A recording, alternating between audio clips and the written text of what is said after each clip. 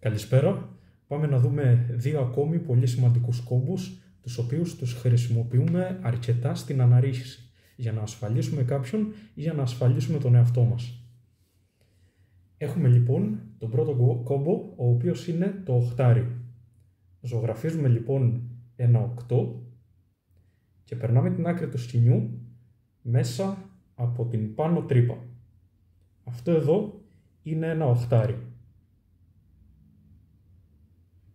Πάμε στη συνέχεια να δούμε το γερμανικό οχτάρι. Το γερμανικό οχτάρι μπορούμε να το φτιάξουμε με δύο διαφορετικούς τρόπους. Είτε κάνοντας διπλό το σχοινί μας, αφήνουμε λίγο μπόσικο,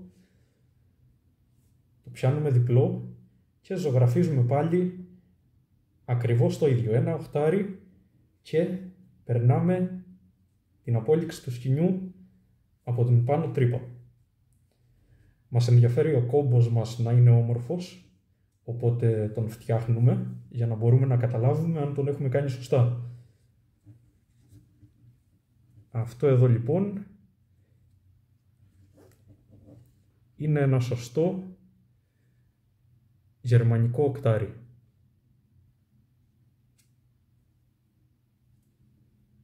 Γερμανικό οκτάρι. Υπάρχει και δεύτερος τρόπος να το κάνουμε, αυτή τη φορά πλέκοντάς το. Μπορούμε να κάνουμε ένα απλό οκτάρι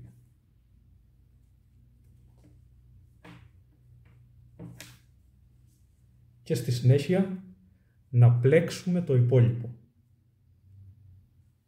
περνώντας πάντα το σχοινί μας παράλληλα στο σχοινί που ήδη υπάρχει στον κόμπο. Ακολουθούμε το σχοινί του κόμπου,